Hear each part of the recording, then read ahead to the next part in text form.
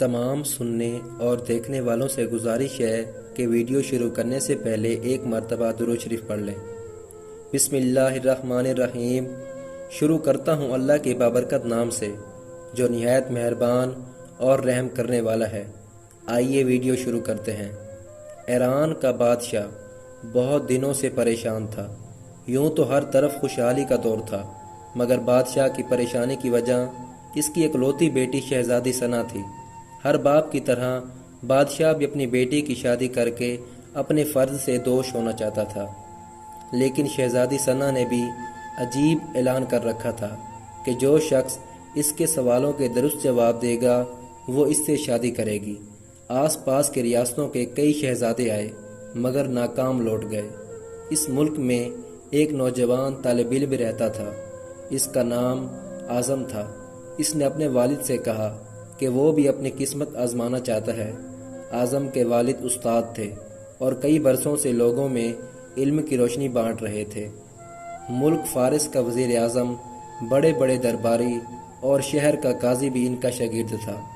باپ نے بیٹے کی خواہش دیکھی تو بولا، بیٹا اگر تو ناکام لوٹا تو تیرا کچھ نہیں جائے گا، لیکن لوگ کیا کہیں گے کہ ایک استاد کا بیٹا ناکام ہو گیا۔ اعظم اپنے باپ سے کہنے لگا، بابا بڑے بڑے شہزادے لوٹ گئے، اگر میں بھی ناکام ہو گیا تو کیا ہوا؟ یہ تو بس مقابلہ ہے، جو بھی جیت لے، اور شاید وہ خوش نصیب میں ہی ہوں۔ آخر باپ کو بیٹے کی ضد ماننی پڑی۔ اعظم خوشی خوشی محل کی طرف چل پڑا۔ شہر بھر میں یہ خبر جنگل کی آگ کی طرح پھیل گئی کہ ایک عالم کا بیٹا اپنی قسمت آزمانے محل میں چلا آیا ہے۔ مقررہ وقت پر محل لوگوں سے کھچا کھچ بھر گیا۔ بادشاہ تخت پر بیٹھا تھا، ملکہ عالیہ بھی محل میں موجود تھی۔ وزیر، امیر، درباری اور عوام الناس سب دربار میں موجود تھے۔ آخر شہزادی نے اپنا پہلا سوال کر ڈالا۔ اس نے شہادت کی انگلی فضا میں بلند کی۔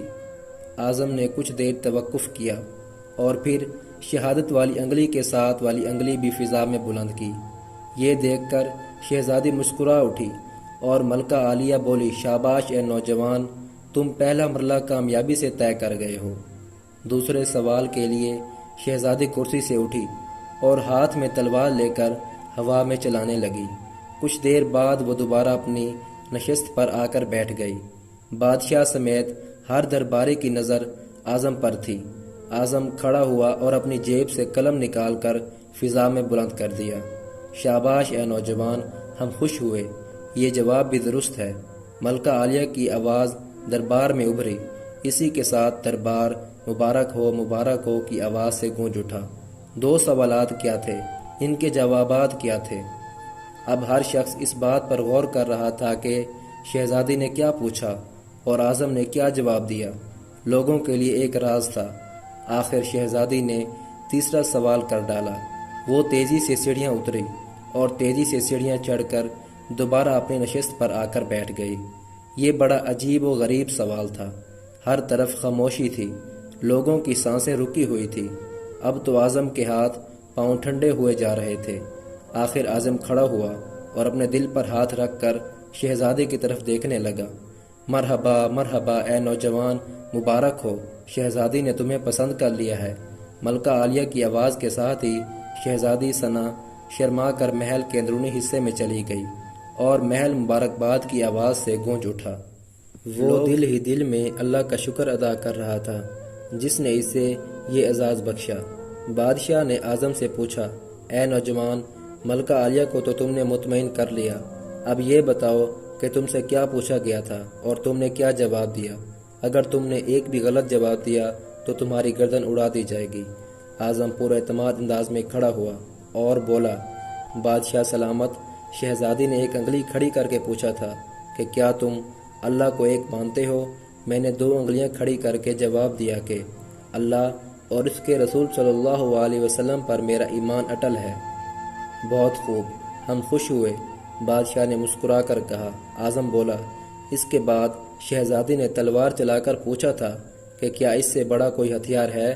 میں نے جواب دیا تھا، ہاں، قلم کا وار تلوار کے وار سے زیادہ کارگر ہوتا ہے۔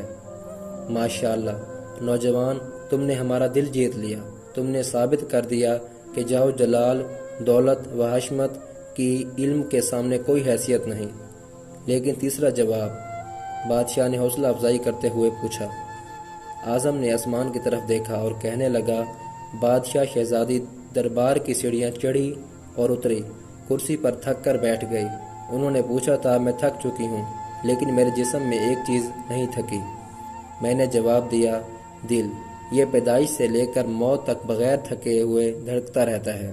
بادشاہ نے اعظم کو پاس بلا کر گلے سے لگا لیا اور کہا، اے لوگو، گواہ رہنا، میں نے حقدار کا حق ادا کر دیا ہے۔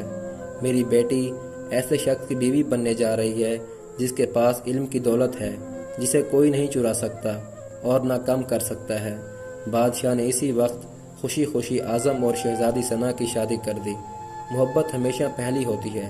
اگر کوئی کہے کہ اسے دوسری دفعہ محبت ہوئی تو ہو سکتا ہے اسے پہلی دفعہ محبت ہوئی ہی نہ ہو۔